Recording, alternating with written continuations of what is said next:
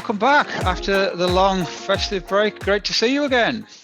Yeah, Happy New Year, Richard. Happy New Year and Happy New Year to everybody on the program. Yeah, although it's well into it already. Yeah. It took us 12 days to get our act together and get this one out, didn't it? So sorry about that. So I guess festive period. I suppose people won't want to hear what they should have done, but clearly it's an interesting part of the cycling of the training cycle. And what's your view on it? Yeah, it's a distracting part of the training cycle, I would say. There's three big psychological barriers throughout the year. The first one is this Christmas and New Year period where there's a lot of distractions going on. There's people are traveling here, there and everywhere.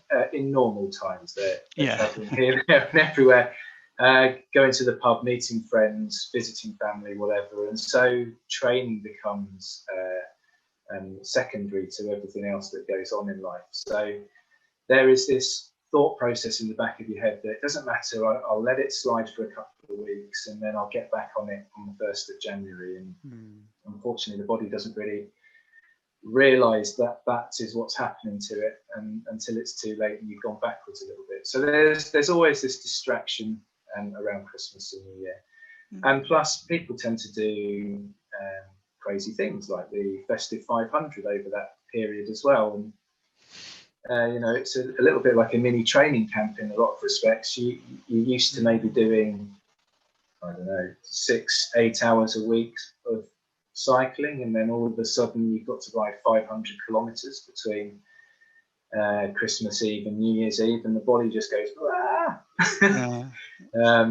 it doesn't like sudden swings in training volume or intensity. So one of the things that I tend to have to do after the festive period is actually rest people because they've done too much in some respects. So it can be quite disruptive. Okay. Yeah, I get that. Yeah. And people doing the program then, I mean, what's people still hanging in there? You still getting the data? The guys you're coaching still all engaged and going well? Not a huge amount of dropouts over this period, which is really good to see, because sometimes when you do something like this and it's a free to all type thing, there's no financial commitment, people tend to drift away from it quite easily as the perceived value of it is nothing. But I'm really happy to see that everyone, or most people, have remained engaged with the process. And every time I fire up everyone's training every week and have a look back, I'm really pleased to see all those boxes lighting up green in Training Peaks, which is great, which means people are doing, at the very minimum, the duration of the session set. So it's really good to see. Oh, that's cool. I know the people who I engage with are still super motivated. It's a funny time. It's a funny time of year anyway, like you say, but it's a funny time in our lives with restrictions and lockdown type things, which we won't get into, but that could easily have a negative effect on people's training, couldn't it? But it doesn't seem to have been the case. People are soldiering on and getting themselves fit, which is great. Well, cycling is one of those things that we have been able to continue doing, both indoors and outdoors. So there is no barrier to training in that respect. It's something we can go out and enjoy. The only thing that's really been the barrier to riding outside recently is the weather. It has been brutal, hasn't it? I was very grateful for my indoor trainer the last couple of weeks. Yeah, exactly. I mean, we don't want people out there doing intervals on snow and ice. That's just a recipe for disaster. That, but certainly most people have got indoor setups now, so they've been able to overcome the weather issues. Important. I wish Zwift and what have you existed a long time ago, because I would have been out there suffering back in my day. And I remember it's horrible days and fall off on the ice and everything. And just to sit inside, do a really specific drill session, it would be an awesome thing. So we are fortunate that way. but that's what's made you hard as nails, Richard, is all that skipping around on the snow and ice. It was my paper round when I was a kid and doing it on my bike and all sorts. Yeah, exactly. And then coming home and having to do my brothers as well. That's what hardened me up. So this week we're going to be joined by another one of our female riders, aren't we? Naomi. Yeah, Naomi's had a few tech issues at the start of the program. One of the her existing trainer wasn't playing ball, so we had to scrap that. And there was a big delay, as there is with a lot of cycling products at the moment, in getting a new one delivered. So in the interim, we had to do some non-power based training, and then around Christmas, she got back on the turbo, and we've got all that set up. So I was only happy to advise her on things all tech issue related as well. So it's not all about the training as such. I'm there to help people with any questions that they've got. As far as tech issues are concerned too. Cool, that's good. Yeah. And Naomi, just to remind me, is a Group 1 rider then, so she's somebody who you're actively coaching, isn't she? Yeah, correct. Yeah. Okay. Yeah. Let's bring in Naomi then. Welcome, Naomi. Great to have you here in the program.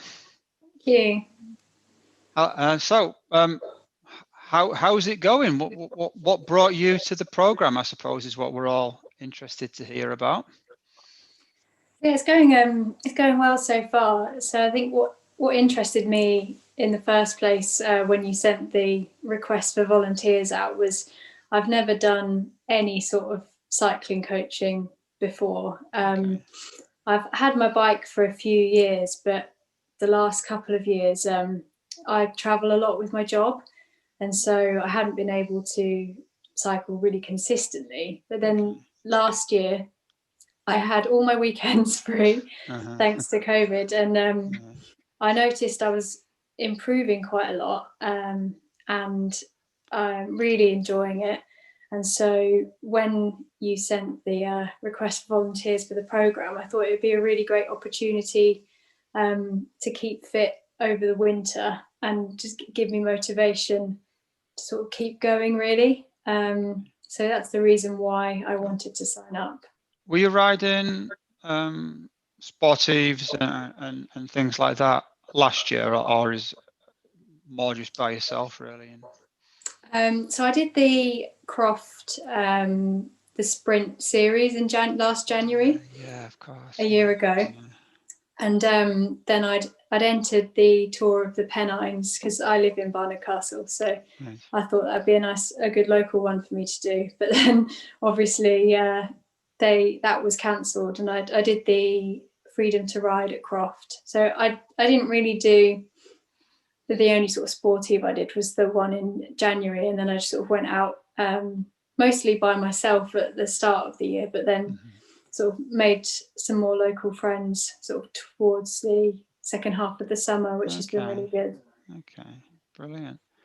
So and Mark, you were telling me about technical issues, I think. Well, yeah, I was just going to ask what goals Naomi had for this season, but we can. We'll start at the beginning of Naomi's program, because Naomi, I think you had some slight tech issues right at the start, didn't you? Yeah, so I'd never had a turbo trainer or anything, and obviously they can be quite a big investment. So I bought a second-hand one off of a friend, but I never really managed to get it working well with the trainer tire, and then the resistance on it wasn't working. So I was sort of hanging on. When the start of the training plan was just the endurance rides, I was doing those outdoors. But then I think it got to sort of the second part of November, and the weather was terrible.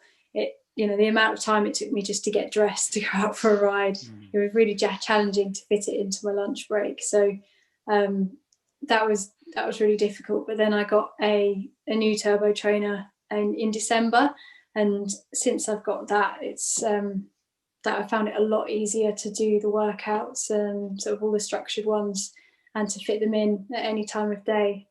And I got a fan I've used it for the first time yesterday, and it makes such a big difference. It does make a big difference, Yeah, it's one thing people don't realise is the cooling effect can really limit performance when you're doing your training inside on a turbo. You get that heat build up without a fan, and you can find yourself bouncing off the rev limiter a lot sooner than expected. So having a really good, decent fan definitely helps. But it was quite interesting is we got you to do a 20-minute power test at the start, didn't we? And I think it was, did you hit 211 watts for that 20 minutes back in November?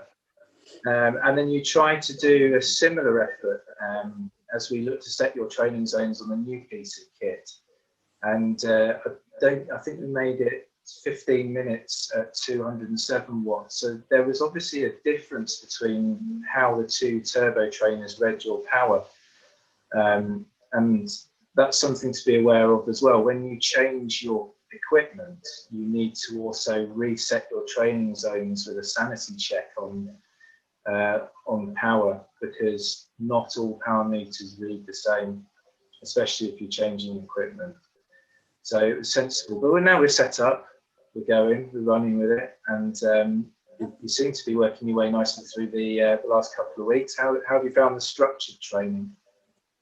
Yeah, I like the structured workouts. I think having a like a time window for the effort, either I count down the kilometers or the seconds and things like that. So I find it a lot easier to do that indoors than just sort of sitting there and riding a route. So I do like those, and I'm quite into looking at the data afterwards. I do love a good bit of data, so yeah, I'm quite enjoying looking at that after I've done the workout. Cool. Yeah, I can sympathise with that. I agree. It's easy to get obsessed, isn't it? We were talking about it before in some of our podcasts, and it is super efficient to train that way and ride along. And I do it now, especially on indoor training, staring at power and watts per kilogram. And like, if I want to ride for an hour, I'll ride for an hour and 1 second, and I'll never do an hour and 5 minutes or an hour and 10 minutes. But on the road, of course, I'd rarely do less on the road than I planned, but you always tend to do more, don't you? It's a different game. It's a more efficient game, but it's a different game, definitely. Yeah, there's nothing worse when you've been out for a ride on the road and getting back and finding you've done 49.9 kilometres. Ride around the car park 10 times or something. Yeah, exactly. So Naomi, what have you got planned in events-wise this year? What's your goals and targets for this season? Well, I'd like to do some more of the sportives.